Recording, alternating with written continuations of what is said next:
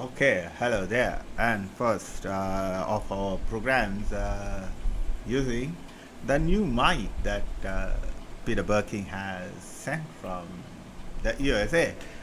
Well, let me first thank him for buying this for me. It is a wonderful mic.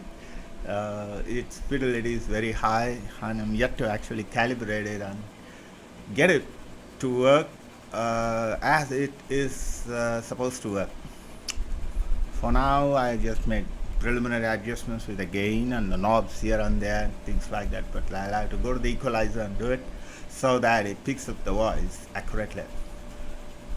Well, now let us come to this bitchy statement of the dumbass Prime Minister of India, Narendra Modi, in Brussels about need to de-link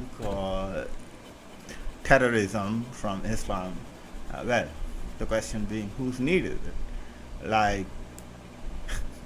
okay, do you understand the stupidity of this statement where he says that terrorism has to be de-linked from religion, and it begs the question, why? if, if that terrorism happens in the name of a particular religion, why de-link it? What purpose does it serve? What is the gain there? Well, the smart answer for that is supposed to be that if you don't do that, then you see the people who are not have nothing to do with it. That is, they are neither terrorists or they don't belong to this organization or neither approve. At least theoretically, there exists people like that, and who also happen to be inside that religion might get, you know, the idea that it somehow really has to do with the religion. You get it? So, if suppose you say that it is Islamic terror, and these people, that is Muslims who are staying away from it, will then get the idea from you that it is indeed Islamic terrorism. Till then, they didn't know it, and they don't know their books, and they don't know how much of it has got to do with what they are seeing on ground, and somehow, by you admitting it, recognizing it, that it is indeed religious terrorism, and it does really have something to do with a particular religion. The people belonging to that religion will somehow immediately get this idea from you, acknowledging that fact, and join it. See, this is a kind of very super crazy logic, and so you should not fall into that trap of the Islamists who want you to say that, and so that the Muslims who hear that, and as well as Muslims who staying away from it, will then immediately accept what the terrorists are saying, that it is in fact Islamic terror and it's jihad, and that is why Allahu Akbar, they're killing you. Each time they cry, Allahu Akbar, kill you. Because to remind you that it is done for the satisfaction of particular deity and a religion. And well, that doesn't cause them to go and join it, but you acknowledging it will go and join it. Can you make sense out of this logic?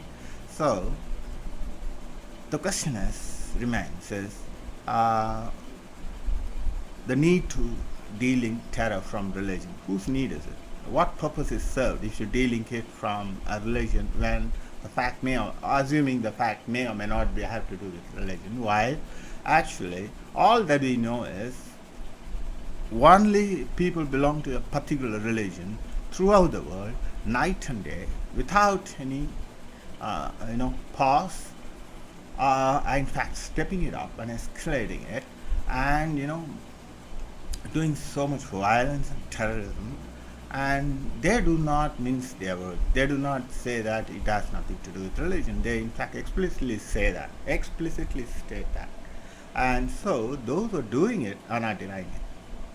Okay, they in fact want you to understand it is done for that sake. For instance, when they did this attack on the Easter Day, attack on Pakistan, on children and all that kind of horrible stuff there, they did it on the Christians, while immediately the media people wanted to believe that others also got killed, as if that's a valid point, as though it was not targeted against a particular religion, but terrorists belong to another particular religion.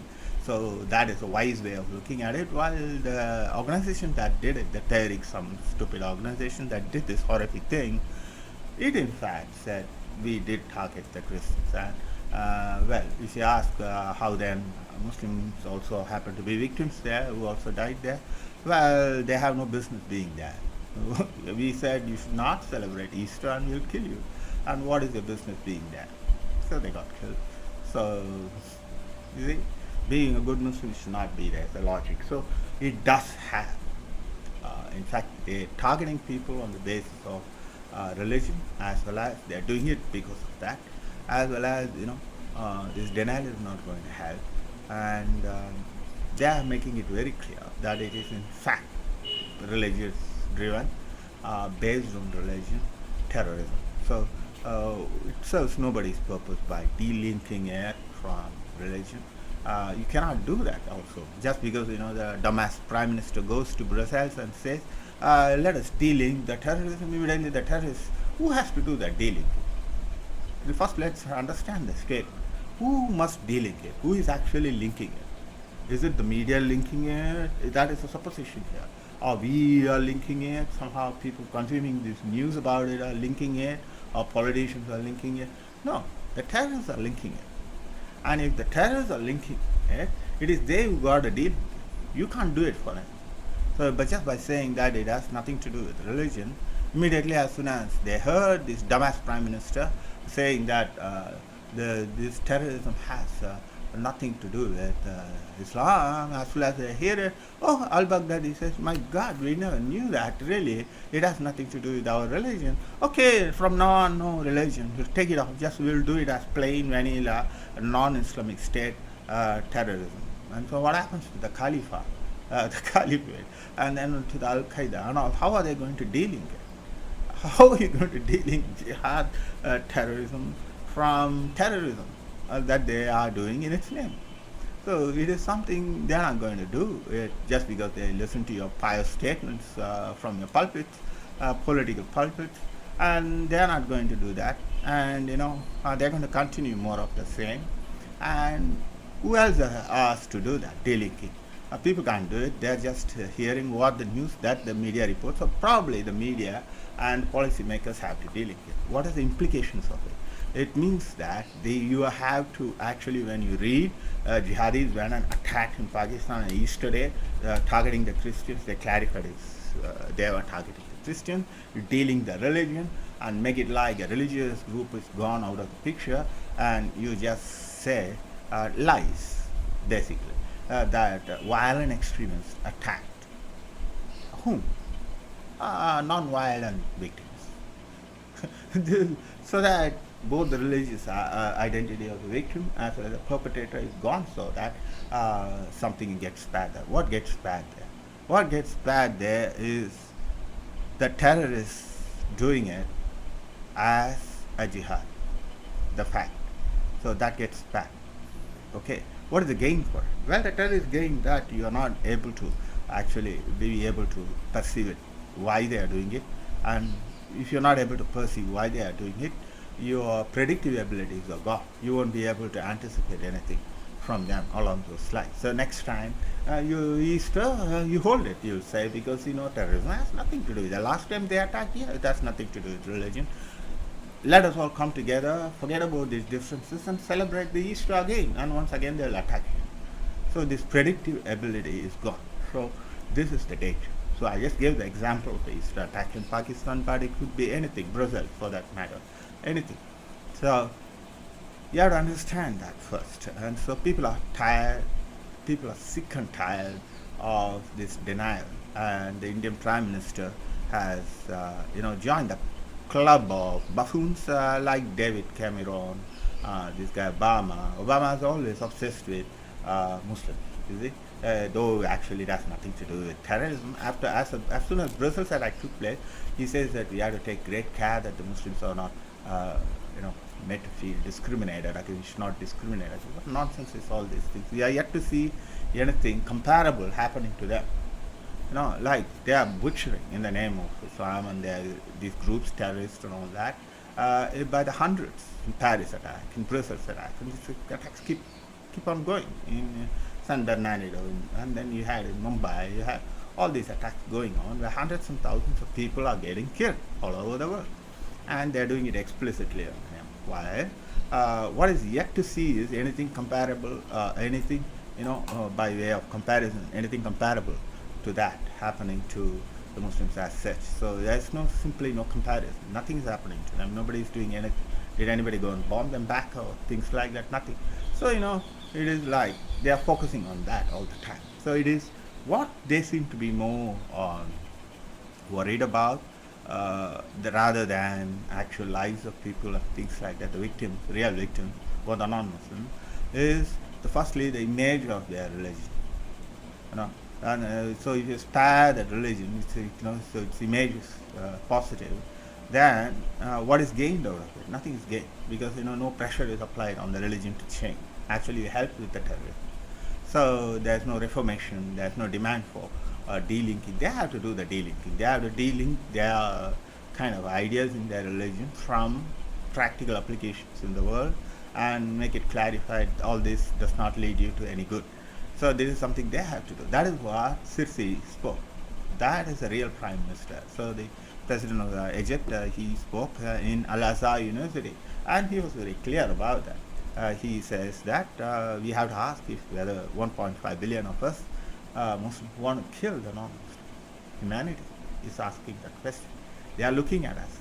We are destroying our world, our civilization, our societies with our own hands. So these kind of things is what must be spoken. But unfortunately, it is Sirsi who is an Arab and a Muslim. Abdel Fattah Sirsi is telling that straight on the face to the Al Azhar Imam. Why? The dumbass Indian Prime Minister is talking like a dumbass Al Azhar University Imam. Islam has a religion of peace. Before that, he attended a Sufi conference where he spoke more or less the same thing. Well, why is that he's doing this? Well, he's doing that. There is a method in his madness. So firstly, it is that he wants to delink him from the perception that he is a Hindu hardliner and an anti-Islamist. He wants to delink it so that he can come out as a larger than life, larger than himself, larger than the petty communalist kind of leader, to a world-class statesman kind of image, which is why he's doing that. He's delinking that first time. The second reason he's doing that is actually because of this need of his. He is falling into dangerous entrapment by ideologically deep and more powerful entities. For example, as soon as he became the prime minister, the first thing that the Indian dumbass prime minister did was he went to the United Nations and spoke, oh my God, like all gaga about the UN, what a wonderful organization it is, and the UN is the hope, UN is the manna from the sky, and all kinds of rubbish. And so at a time when the UN is thoroughly a discredited organization, which was unable to prevent the entire mess that we saw, especially in these past 5-6 years of civil war in West Asia, UN could do nothing. UN did not send any troops or fire a single shot to prevent a single life, when all these hundreds and thousands of Syrians got killed, as well as in Iraq. And then there was a Yazidi genocide which would have actually happened, and then they would have been wiped out. Thank God it got stopped by a last minute realization by Obama that tomorrow he may be hauled in for the Geneva hearings in case a genocide happens. And later they established that Obama's policies had in fact supplied arms and colluded with the ISIS. That was the reason he intervened there. So he didn't want to actually be seen that he knew it and didn't stop it. So he wanted to be on the record that he stopped it. So that is a different story. But then let us come to our own Neta, that is our Baba Narendra Modi, who actually falls into this trap of the Organization of Islamic Countries, or the OIC. They have a kind of project. It's a very big project. If you look at it, the OIC has a project where they want to bring in this delinking of Islam from terrorism and anti-blasphemy laws, so that they are protected. Islam is protected. It is kept. The aim is to keep the doctrines of Islam from criticism and scrutiny, and identification of it as the driving force behind terror. That is the aim. And this is what the OIC's mandate is. That is what it aims to do. And so the resolution did not pass, though Hillary Clinton actually took it to a certain, dangerous forward step, along with Turkish Erdogan, that they would in fact look into the blasphemy laws, if not directly, through some kind of a peer pressure kind of things like that, or whatever it is. Whichever way you look at it, it was crass endorsement of blasphemy laws, Sharia laws, against the First Amendment rights of the United States of free speech. That is another story, but then this is how it began. Like OIC started pushing everywhere with world leaders like that, and when they saw that Narendra Modi is anxious to project himself as a kind of outreach a leader of new leadership of the BJP, of the Indian leadership, then they readily welcomed it. They sent their Sufi organizations, to soften it and sugar trap him into commitments like that issuing statements that they want to hear, like Islam has nothing to do with terrorism and it's a religion of peace and stuff like that, which is the burden of the Islamic clerics, and now they passed it on to you. It has become your burden, and it is you who have to protect the image of Islam, about which you know nothing about and of which you are not an authority, and you start talking like Imam Modi and some kind of rubbish statements, like as though you know all of what it is all about and what it is not about, and giving certificates for that. But that is only a part of it. There is something else behind it, which is that the OIC, or the Organization of Islamic Countries, they seek to eventually bring this Sharia law of being unable to critically appraise Islam in any kind of way, as well as keep it away from the scrutiny of the counter-jihad terrorism, counter-terrorist efforts of countries, so that it could have a free run. So once the counter-terrorism efforts fails to recognize that it is in fact this terrorism or the jihad that we see in California or in Brussels or in Paris is in fact a common denominator. It is driven by a certain clear Islamic doctrines that need to be reformed to present times, but it's not being done because it's kept beyond the purview of criticism. That is the game. That is, if you keep this protected or shielded, then there's no demand to change it or adapt it to modern times. So that is the real motivation, to shield it. And so the second thing is that if you step in, leaders like Dhimmi leaders like Narendra Modi, if they start talking like Dhimmis, second-class citizens, where they actually can only endorse the Arab supremacist views, and so he's seconding it, parroting it. And the reason why he's encouraged to do that is something more dangerous. Actually, they want to flush, rope in countries like India, unsuspecting countries like India, into that. So Modi also announces in Brussels two things. One thing he defends Islam. The second thing he does is that he makes tall statements about it, blatant lies about Islam on one hand, and in the same breath is talking about the need for United Nations to define it. So what he actually means is that the United Nations, dominated by the Organization of Islamic Countries, which has 57 countries there, which is what is going to influence it, he is allowing it, rather asking it, begging it to define what is terrorism. Of course, you can, if you ask the Organization of Islamic Countries dominated UN to define terrorism for you, well, you're going to get a definition where Islam not going to be a part of, figure in there. And that is what he is also, kind of breaking it slowly for you that, look, Islam has nothing to do with it. Now I'm going to ask the UN to do it. In other words, he's asking the Arabs to do it. So he will actually ask for this resolution and get it. And the Arabs can feel good about it that even India, it's like Israel asking for a resolution like that. Even India is asking for that resolution. We gave you a resolution. It has nothing to do with it. So this is horribly wrong.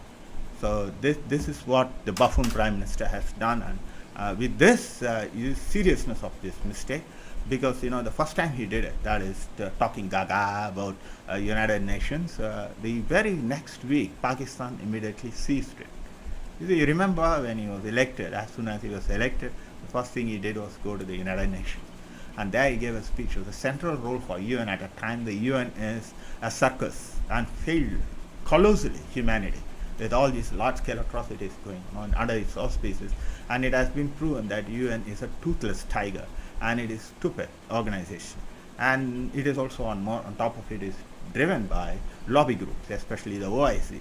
And so he goes and talks UN is what must run the show, not America, Russia, this bloc or that bloc. So he wants to be seen as a world leader who is for unity, human unity, without understanding that this UN body is not all that about human unity, but it will still be actually dominated by the Ummah, the Islamic unity of nations, and they will have the say, dominant say in it. So if you strengthen the UN or give it more role on it, they will have actually so much leverage. And that is exactly what happened. As soon as he returned home the next week, Pakistan started raking it up. Oh, we then go back to UN resolution on Kashmir. You see? He didn't learn any lessons. This prime minister didn't learn any lessons of this kind of thoughtless speeches that he thinks are actually, shows greatness of heart, largeness of vision, nothing of that kind. These are shallow ideas. These are, ill-thought ideas that he is mouthing so that he gets a ready applause. And the nation pays the price. Just like, halfway through, he was going on a diplomatic mission, halfway through, he just gets down as though he's getting down from a taxi and attends the prime minister's granddaughter's wedding, Nawaz Sharif's wedding, which is not in the itinerary, against the security advisors, and breaking the protocols, and getting into the Pakistani Air Force. And they made it a point. How did they make a point? The ISI immediately, so you think that by making such stunts, actually, you have what you call kind of made irrelevant that there are two air forces and two militaries or two people at conflict. No, they attacked your air force here. So the prime minister stepped into the Pakistani Air Force helicopter to go to the granddaughter's wedding and all that, to burn homie and this kind of thing. The Islamists inside, the hardliners inside Pakistan, actually replied on the ground by attacking Pathankot and punishing you for soiling with your infidel kafir feet the holy Pakistan's Air Force helicopter and airspace. So that is how they think. So when you lost this idea, understanding of what your enemy is and what drives them, you are going to set up this country for serious trouble. One of which is that the path that he has embarked on, this request he has made for the UN to define terrorism, is the most horrendously imaginable stupidity. And the definition is going to go towards what? Then the UN will immediately say, oh, you had to first delink it. Okay, you delink it, and then it will say every country must see to that in their counter-terrorism effort they do not drag in religion there in any way, which means you cannot raid madrasas, you cannot keep a watch on the mosque and think. This is what it's leading to.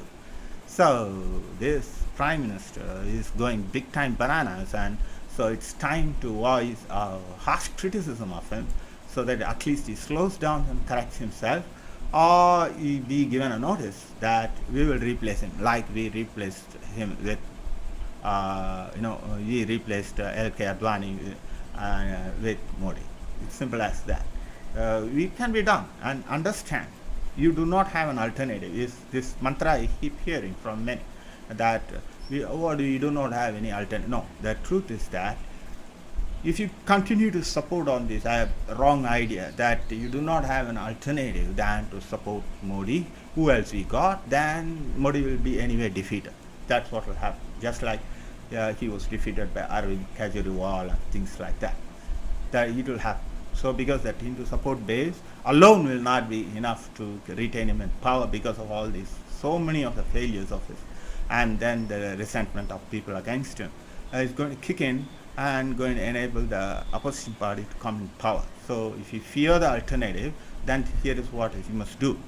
There is no alternative to finding an alternative to Modi. You must understand that. If you fail to find an alternative to Modi, in that kind of argument that you do not have an alternative, then Modi will lose anyway. This, next time he stands the elections, and worse, what you feared most, that we don't have the alternative, those things will come to power, the ultra-leftist and kinds like that.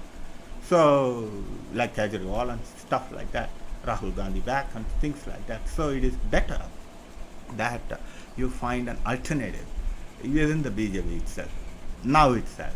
Start working on it. It could be done. In the last hour we did, where we brought in the change. So we can do that. So now we have to, and if you ask what kind of alternative, there are still people like Anand Kumar who said that Islam is a ticking time bomb. Well, push him forward. Well, that is the kind of leaders we want. We want leaders like Gate Wielders. Gate Wielders spoke in Brussels 1 week before this dumbass Prime Minister, Indian Prime Minister, spoke there. And he spoke very clearly about Molenbeek, that Molenbeek suburb. He said that that is actually like a Gaza Strip inside Brussels and so on. And he was proven right, prophetically right. And that is the kind of leadership that we need. So this kind of statements that he made is insensitive for the victims, and nobody appreciates it. Nowadays people are tired and sick and tired of hearing this kind of apology as for Islamic terror. So this is for this episode of On My Radio, and I'll see you later, soon, with some other dumbass topic. Thank you.